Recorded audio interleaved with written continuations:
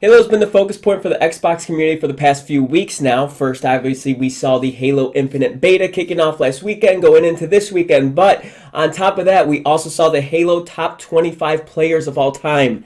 And I have some thoughts. Fun for bros. Let's get it.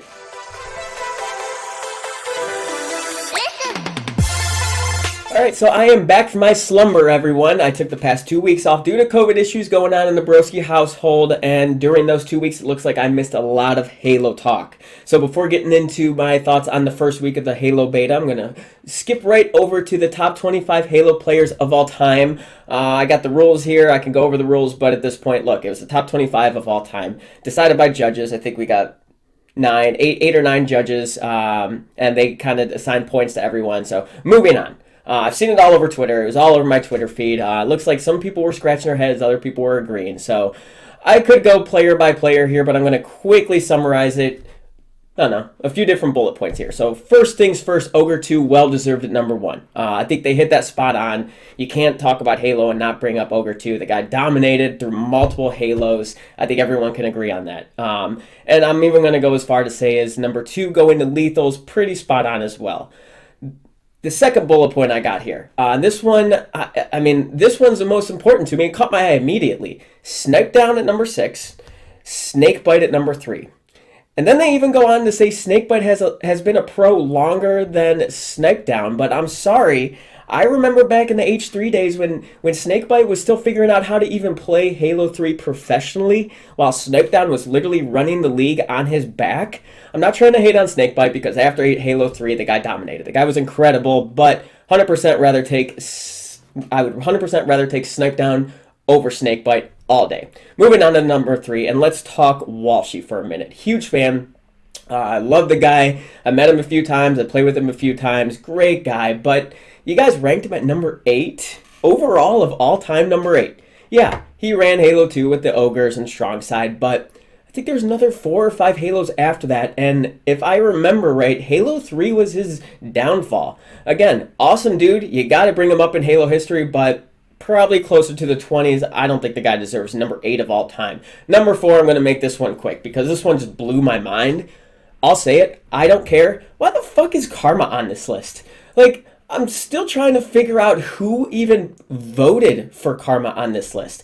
I don't even think he was considered a top Halo player of the game that he was playing. So somehow he made number 19 is fucking hilarious to me. Number 5, my true OGs will know this name, but where the fuck is Neighbor? The dude ran the league. Before Snipedown and Pistola, Neighbor ran everything. Then, yeah, obviously Snipedown and Pistola kind of took that crown, and he also stopped playing competitive, but you put Karma on it and not Neighbor.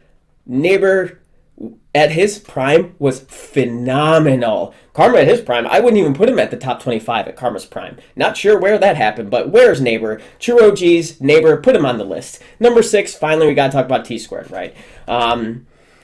People are going to hate me for this. I think this was a spot-on ranking. Hate me all you want. T-Square brought so many people to the Halo franchise league. Everyone wanted the fame that he had. Everyone wanted to be on that MTV Cribs thing that he had going on.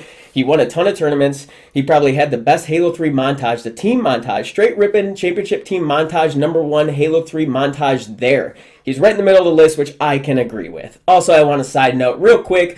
Thank you all for not putting Ninja on this list. I really hope the judges didn't give him any points because, yes, he's very popular, but he doesn't deserve the top 25 GOAT status.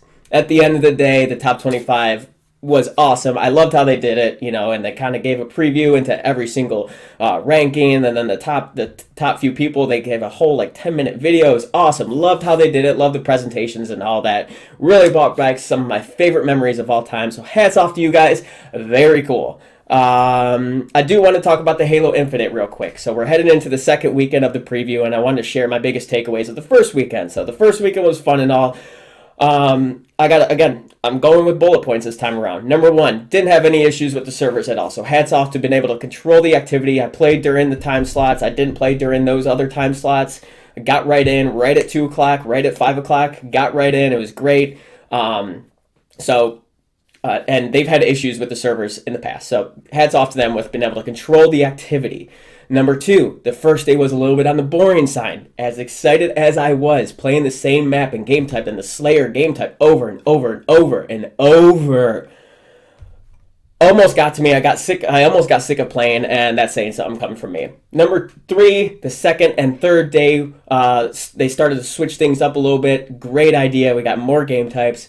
We had one new map, which I thought everyone was happy with. I really wish that we got like a sanctuary type map with 2 snipers on each side, but that's coming up. 4, and finally, they seem to have an issue with the aiming mechanics, and they need to fix that. I saw a ton of videos coming from people's snipers not lining up after they zoom and then they zoom out. It's not hitting right. So look, it's 2021. Social media is everything. There will be people that will find and pick every single bug out there, so they need to fix this. Now, we are going into the new weekend, and coming up, we got a whole new list of maps, we got a whole new list of game types, new weapons, new vehicles, more people, as they are allowing us to invite our friends now. Very cool idea.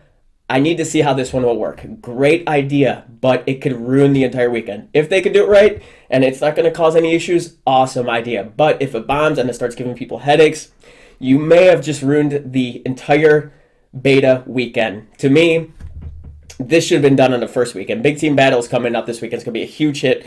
Everyone's waiting for this. And the use of symmetrical maps. I can't wait to have 2 snipers going at each other and out sniping people and going against some of the best. It would be awesome to see, some of the pros. Top 25 players are playing. I want to snipe against them. I'm very much looking forward to this weekend if it is done the right way. We're going to find out tomorrow. Thank you everyone for watching. Fun for Brosk. Hit that subscribe button for more. See you all next time.